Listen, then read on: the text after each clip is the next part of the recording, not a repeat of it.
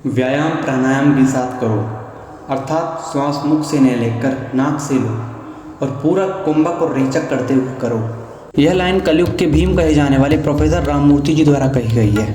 इस लाइन में उन्होंने उस विधि के बारे में बताया है जिसका पालन करके वो हाथी तक को अपने शरीर के ऊपर खड़ा करवा लेते थे और यहाँ तक कि उन्हें कलयुग का भीम भी कहा जाने लगा था। वो दूंगा ये जो विधि है ना, ये राममूर्ति जी की निजी विधि नहीं है। उन्होंने तो हमारे जो ऋषि मुनियों के ग्रंथ हैं उनको पढ़ा, उन्होंने वहां से इसको देखा जब उन्होंने इस विधि का इजाद किया। और इस विधि का प्रयोग प्रोफेसर राममूर्ति जी के साथ साथ महान क्रांतिकारी जैसे रामप्रसाद बिस्मिल जी ने भी किया है। और वह लिखते हैं कि इस विधि से व्यायाम करने से मेरा शरीर सुगठित हो गया, मेरे शरीर में एक अलग ही चमक आने लगी और सभी लोग मेरे स्वास्थ्य की प्रशंसा करने लगे।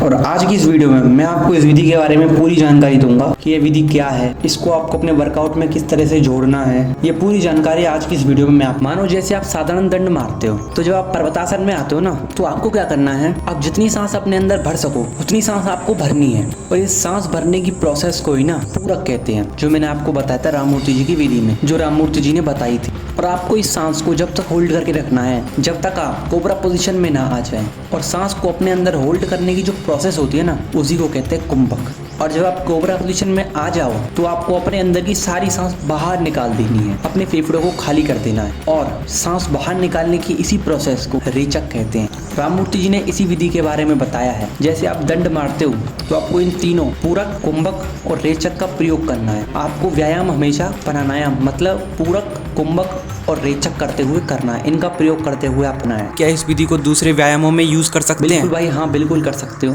और आपको इस बात का विशेष ध्यान रखना है कि इस विधि से आपको उतने ही दंड या बैठक मारने हैं जितने दंड या बैठक मारने पर आपकी सांस न फूले। अगर आपकी सांस फूले तो आपको समझ जाना है आपका व्यायाम हो चुका है। पर अगर आप चाहते हो भाई मेरी सांस जल्दी ना फूले, आपको करना है, आपको डीप ब्रीथिंग करनी है, गहरी सांस लेनी है। जब आप सांस अंदर खींचोगे तो आपको गहरी सांस खींचनी है और जब रेचक करोगे तो आपको पूरी सांस छोड़नी है, मतलब गहरी सांसें लेनी। अगर आप ऐसा करोगे आपकी सांस नहीं फूलेगी और आप जल्दी भी नहीं। और हाँ, इस विधि से एक दंड मारने में आपको कम से कम 5 सेकंड का समय लगना चाहिए, उससे ज्यादा भी आप ले सकते हो। जितना धीरे धीरे आप मारोगे ना उतना आपके लिए बेनिफिशियल हो। तो यही विधि है जो राममूर्ति जी ने बताई है और इसी का आपको अपने बैठक में प्रयोग करना। और अगर आप राममूर्ति जी की इस विधि से व्यायाम करोगे ना तो आपके शरीर में इतना बल आ जाएगा कि आप सोच भी नहीं सकते। तो मैं आशा करता हूँ भाइयों आपको मेरी ये वीडियो पसंद आई होगी। मैं चाहता हूँ भाई इस विधि को आप ज्यादा से ज्यादा शेयर करें, वीडियो को लाइक करें या ना करें पर वीडियो को शेयर ज़्यादा करें, क्योंकि आज के जो युवा हैं वो इस विधि को भूल चुके हैं, अपनी प्राचीन विधियों को भूल चुके हैं, व्यायाम को भूल चुके हैं। तो प्लीज़ भाई वीडियो को ज़्यादा से ज़्यादा शेयर करना, चैनल को सब्सक्राइब कर रखना। मैं ऐसी ही वीडियो आपके लिए लाता रहूँगा। तो मिलता हूँ भाई अगली वीडियो में। राम राम भाई।